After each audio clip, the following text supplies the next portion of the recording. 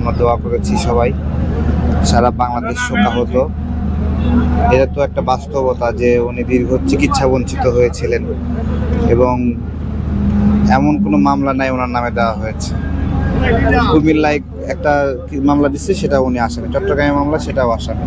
এটা একটা অধ্যায় আমাদের স্মৃতি হয়ে থাকবে যে এত কষ্ট নিপীড়ন করেছেন দেশের জন্য, যে এত মানুষ সবাই ভালোবেসে। দেখতে তো পারিনি কেউই আমরা, তারপরেও আসছি, সবাই দোয়া করলাম। রাজনীতিতে তো শূন্যতায় যে আছে তিনি তো তিনিই, তার আরেকজন সেটা হয় না। ভারপ্রাপ্ত চেয়ারম্যান তারেক রহমান আছেন, উনি অনেক দিন থেকেই দায়িত্ব পালন করছেন বিচক্ষণতার সাথে। গণ অভ্যুত্থানে ওনার একটা আলাদা পরিকল্পনা বাস্তবায়ন হয়েছে।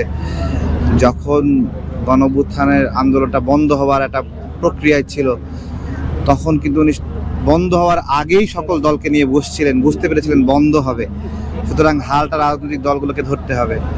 এই জায়গা থেকে অনেকগুলো বিষয় আছে যেটাতে আমরা আশা করি যে উনি ওনার বাবা, ওনার মায়ের মতোই ভালো পারফরমেন্স করবেন এবং আরও আশা করি যে তাদেরকেও ছাড়িয়ে যাবেন দেশের জন্য কাজ করতে করতে। দেশকে একটা, আমাদের অনেক অসমাপ্ত কাজ আছে।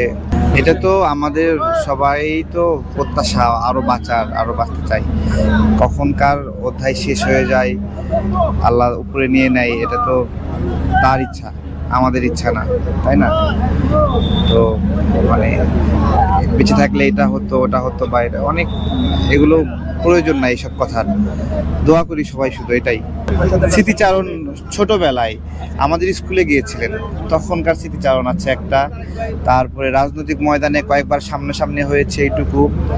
তারপরে আন্দোলনের ভিতরে ওনার কিছু বার্তা ছিল, ওনার কাছের মানুষদেরকে আমাকে দিয়েছিলেন, এগুলোর কিছু স্মৃতি আছে। তো এই আর কি। আর হাসপাতালে তো দেখার সুযোগ হয়েছিল কাছে গিয়ে, এইটুকুই আর কি। মানে মানসিকভাবে একটা প্রস্তুতি ছিল যে উনি অনেক অসুস্থ, মানে হঠাৎ করে আকাশ থেকে পড়া বিষয়টা এরকম না। আমরাও জানতাম দুর্বল হয়ে পড়ছেন উনি, কিন্তু উনি বেঁচে ছিলেন। ওনাকে নিয়ে যারা গুজব ছড়িয়েছে ঠিক করেনি।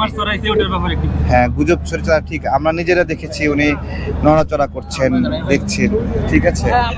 তো এটা নিয়ে যারা খারাপ বলছে তারা ঠিক করেনি। Thank you.